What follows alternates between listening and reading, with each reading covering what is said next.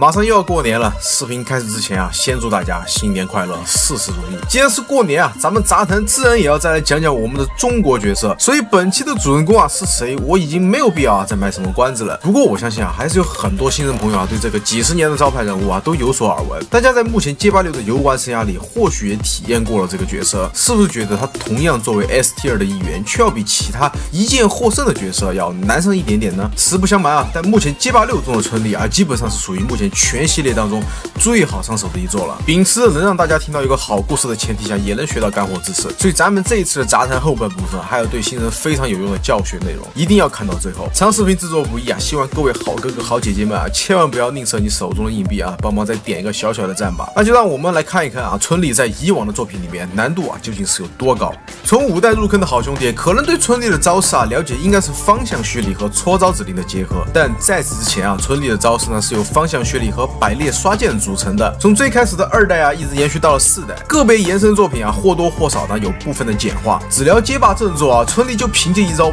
百裂刷剑啊，放到现在的时代啊，已经可以让90%以上的玩家啊望而却步。我拿我最熟悉的4代开始说起啊，刷百裂啊是指在一个很短的时间内快速输入4或5个拳或脚。又因为这个招式啊时间要求苛刻，真正的高文啊研究了一手刷剑手法，而裸出一个百裂啊就是这套刷剑大法中最简单的那一个。4代的春丽最核心的就是下重拳取消百裂啊这样的招式进行高伤连段，也就是在一个非常短的时间内，你不但要做好4代门槛极高的木压操作，还要在原有5个按键的情况下额外再加一个下重拳。这个手法啊，其实我至今为止啊也没有完全熟练的掌握，所以啊我演示到的指令啊其实不是特别的干净，但光是给大家看一看这个操作啊，我想就已经可以难到在座的各位了。放到5代的话啊，春丽操作上呢有很大的简化，其中最难操作的刷剑啊变成了正摇脚的指令。虽然百裂啊在5代呢依然可以用刷剑来实现，但这个功能啊，我想只单纯照顾一下有情怀的玩家用罢了。都5代了，谁没事还刷剑啊，是吧？哎，我想这里啊会有人告诉我了，咱们新角色艾德啊以前也是要刷剑的，但艾德的刷剑判定啊是按4个拳就可以了，但春丽在5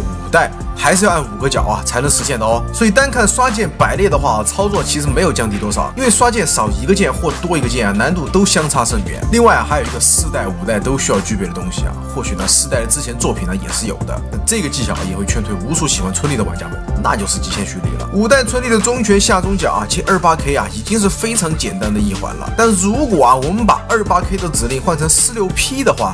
我想又有多少人可以熟练的掌握呢？所以别看从5代开始整个游戏都在疯狂想办法做简化，但春丽的使用门槛啊依然非常的高，足以劝退绝大部分的春丽真爱粉了。每天上线游戏啊被这极高的门槛劝退，想摸摸不着啊，只能去另外一个黑黄 logo 的网站观看一下春丽的对战录像，这何尝啊不是一种遗憾呢？所以那么高的人气角色啊，却把门槛设计的那么不亲民啊，对整个游戏社群来说呢，或许啊也并不是一件非常好的事情。那么春丽到了6代啊，终于是迎来了质的改变。没错啊，这一次的春丽啊，终于不用再被逆天的刷剑百裂所困扰了。他绝大部分的进攻啊，开始围绕着他的新招式行云流水构来进行。我不得不承认啊，卡普空在这一次的设计上十分出色。他的行云流水啊，保留了春丽原来都有的东西，还增加了更多进攻或者爆发的连段方式，摆脱了各种极限蓄力的束缚，就给到了春丽更多移动的空间。最关键的是，还有一个我认为很多玩家都没有发现的小秘密，起码啊，我玩街霸6这么多天以来啊，直到上个月我才发现了这个终极奥秘，让我对春丽操作门槛上的看法啊，迎来了极大的转变。那就是啊，春丽进入行云流水构的时候是可以无视掉蓄力规则的，这个是重点啊，后面我们具体的来聊。那春丽这个角色，从我第一天认识他开始啊，我就知道啊，这是一个拳脚十分优秀的阿姨。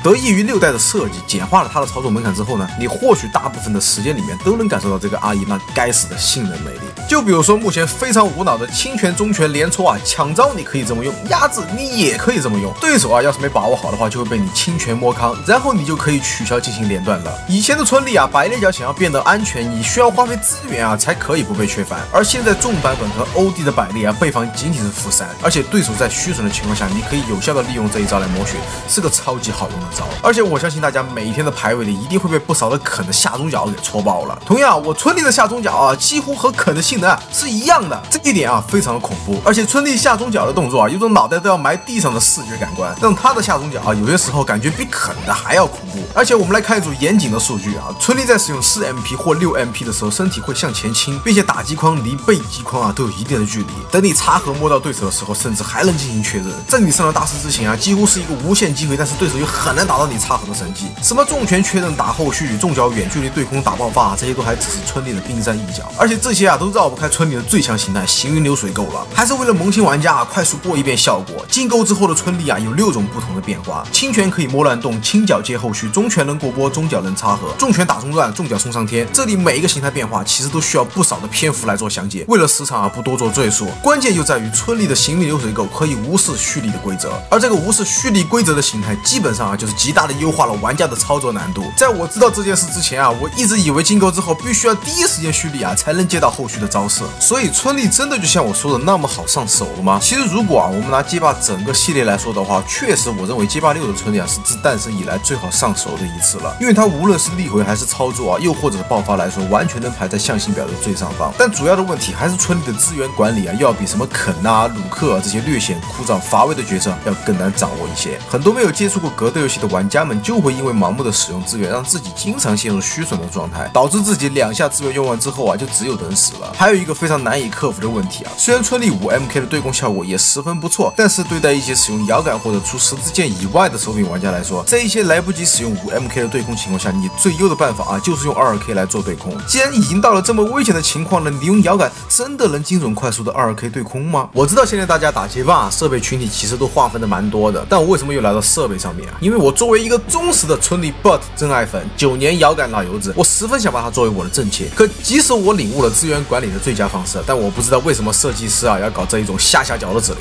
我就这么说吧，即使你的注意力非常的集中已经做好了搓招的准备，但面对这种不符合人体工程学逻辑的搓招方式，你还是要在你的左手上面分配一定的注意力和力气但你要是稍微慢一点，你可能就会错过对空的机会。而当我使用 Hitbox 时候，我就发现我的对空真的迎来了质的改变，轻触2下按键就能做到的事情，需要花费的力度甚至都不及你对别人说国际友好手势。而且上一期视频中我提到过Hitbox 对于部分角色的优势，而春丽这个角色就在我的理解范畴以内。不过这里就有小伙伴有疑问了，你说春丽适合 Hitbox， 那春丽绿冲取消后的后重拳进构连段是怎么回事？我经常串招UP 主你这不是瞎忽悠人吗？放心我的朋友，因为你遇到了这个问题，其实在我这个视频的上半部分已经潜移默化的解决了这个问题。就像我说的，春丽进入行云流水构之后是可以无视蓄力规则的。在我不知道这个属性的情况下如果我使用 Hitbox 练习春丽进构连段的话，你在按下4 HP 之后，你就要反摇取消进构，并且快速拉下。加上我的蓄力习惯是无时无刻都在拉下后，尤其在EP 位置的时候，这样操作用 Hitbox 会非常的别扭。别问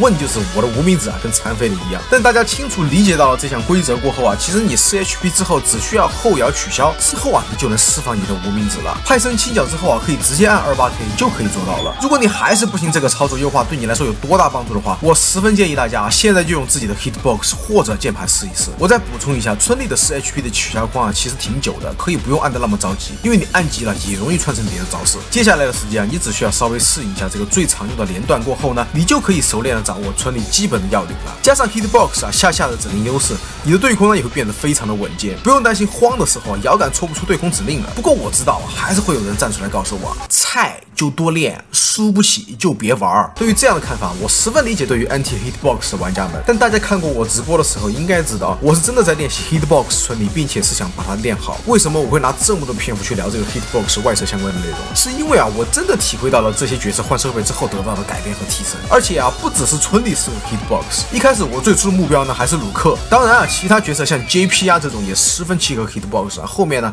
有机会了我们再聊。让我们把话题回到春丽这一边。面对整场对局你剩下要面对的就是资源管控这一块了。一开始练习春丽的玩家其实可以这样理解，当我还有3个以上的绿潮过后呢，我找到机会就可以取消绿冲。3个以下如果到了斩杀线再去做绿冲。利用好春丽的 SA2 做推板和魔器，其他力度相关的呢只需要多研究一下对局情况，就能慢慢的稳步上升了。所以我十分推荐大家去试一试春丽这个角色，它真的是目前正统续作里面最好上手的一次了，具备了 S tier 该有的拳脚和判定爆发力十分的给力。比起枯燥的大飞脚和下中拳，这种需要动点脑子的墙可以给到你更多的成就感。我建议看完这个视频的你不要犹豫，赶紧去尝试。另外我相信这个时候大家已经有所察觉了。没错在这里我感谢大家一直以来的支持以外呢，还要感谢我们的老朋友，也是本期视频的催更员雷蛇。这个品牌我相信大家早已耳熟能详了。知道我最近在练春丽特意邀请我来试一试雷蛇妖狐这个产品，并且拿到的呢也是春丽联名款。可以说的是妖狐是我目前用过轻薄款里整体体验十分上乘的产品，很难找到到与之 battle 的设备。我真的十分好奇，雷蛇到底是怎么做到轻薄的同时又能感受到产品的分量。但我说的分量啊，又不是那种会让你长时间放在腿上感到不适的 hitbox。按键手感上非常不错，更像是清脆和扎实之间正好平衡的一个点上。加上产品外壳和键帽顶端的间距较小啊，你拿着它去玩街霸4的村里疯狂刷键啊，也能完美胜任。而且大厂旗下的产品质量和口碑不仅可以放心，外观设计也十分出色。无论是正面布局的设计，还是侧面灯光的效果，还有背部防滑垫的处理，能拿在手上啊，看到的只有高级2个字眼。如果你近期也有考虑的话，那雷蛇妖狐啊，就一定是一个可以让你放心选择的产品。好了，以上啊就是本期视频的全部内容了，感谢大家能耐心的看完，也再一次祝大家新年快乐，万事如意。长视频制作不易啊，最后再向大家要个小小的赞。后面还有更多精彩的高创内容，大家千万不要忘了关注我哟。我是秃头，一位草根艺术爱好者，我们下期再见 ，Adios。